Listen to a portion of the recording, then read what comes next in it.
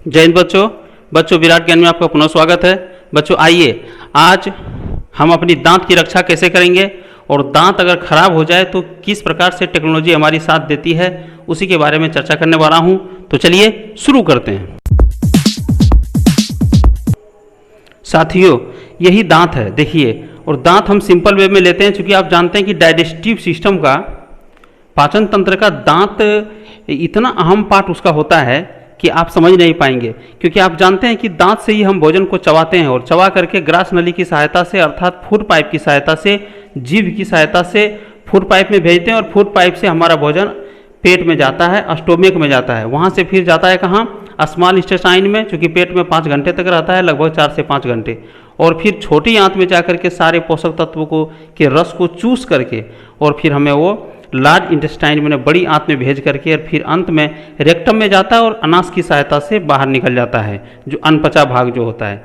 इसीलिए साथियों, ये बहुत ज़रूरी है समझना इसका कि आखिर हमें दांत की रक्षा किस प्रकार से करनी है। देखिए, सबसे ऊपरी पार्ट को, इसको एनामेल कहते हैं। जो आप जानते हैं कि ये बाहरी जो सफ़ेद पार्ट है वो एनामेल है, बहुत ही मजबूत होता है, सख्त होता है।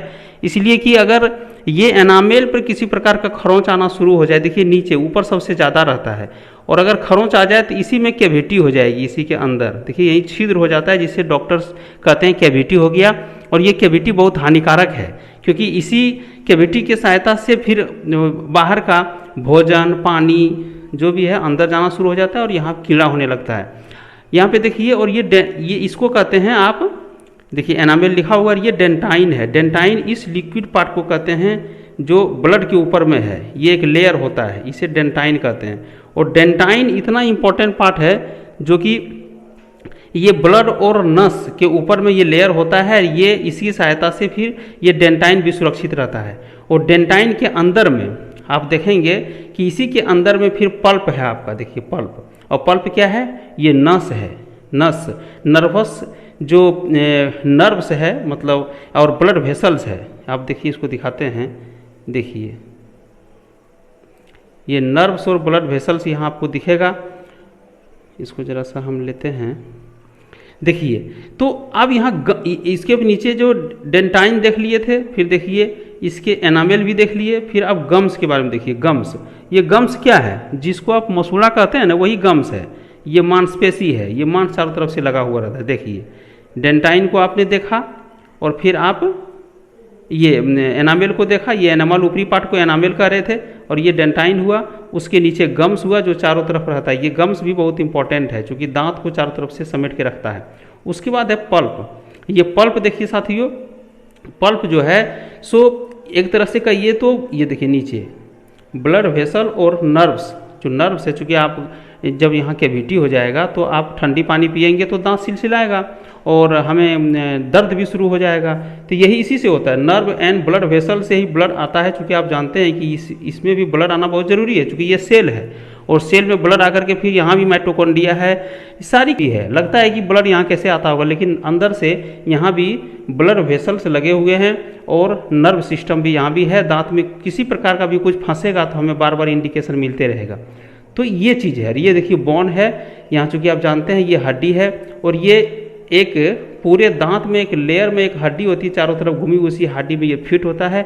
इसी तरह से हम लोग 32 दांत को सुरक्षित रखते हैं। लेकिन जब गंदी हो जाए तो फिर उसे किस प्रकार से सफाई करते हैं, जरा सा उसको भी हम दिखाते हैं। चारों तरफ एनामेल पे एक कचरा जम जाए जो इतना हार्ड होते जाता है, जो अगर हम ध्यान नहीं दें, अच्छा से ब्रशिंग नहीं करें और अंत में वो कचरा जमना शुरू हो जाए दांत के चारों तरफ, तो आप जान लीजिए कि वो एनामेल को ही खत्म करेगा। एनामेल जब खत्म हो जाएगा तो फिर डेंटाइन में, डेंटाइन से नर्व सिस्टम को खत्म करेगा और ब्लड वेसल्स तक पानी और ये चला जाएगा। इसीलिए हमें क्या करना है, तो यहाँ देखिए ये जो दांत है, इस तरह दांत होता है, वो दांत के इस भाग में ही ज़्यादा कचरा जमा हुआ रहता है।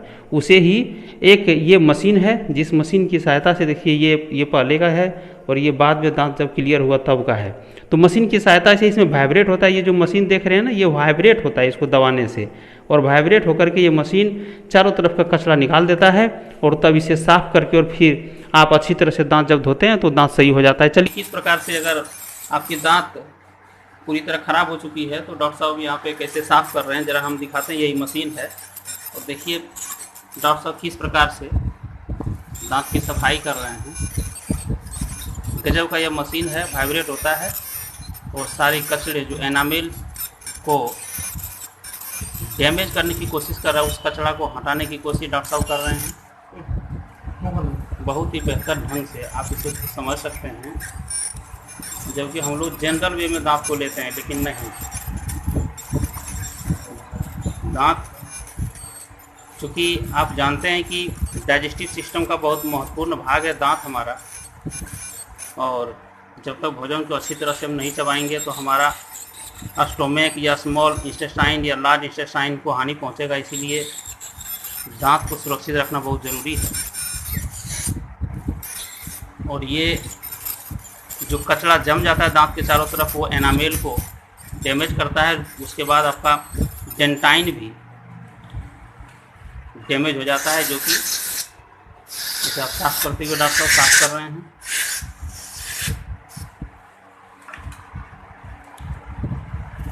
ये हम लोग जब आपको ज़रूरत पड़े तो आप ज़रूर आ जाइएगा। क्या नाम है सर? माँ सावित्री डेंटल क्लिनिक, गांधी चौक। ज़रूर आइएगा। हमारे डॉक्टर साहब बहुत ही अच्छे, और बहुत सबसे बड़ी चीज़ है कि मेहनत, लगन, इतनी अच्छी तरह से साफ करें जिसे आप एक बार आएंगे तो ज़रूर आप अपने दोस्तों या साथियों को ज़रूर इन्वॉल्व करेंगे, आने के लिए कहेंगे, क्योंकि इनकी जो करने की ट्रीटमेंट करने के तरीके हैं उससे मैं पूरी तरह से वाकिफ़ हूँ।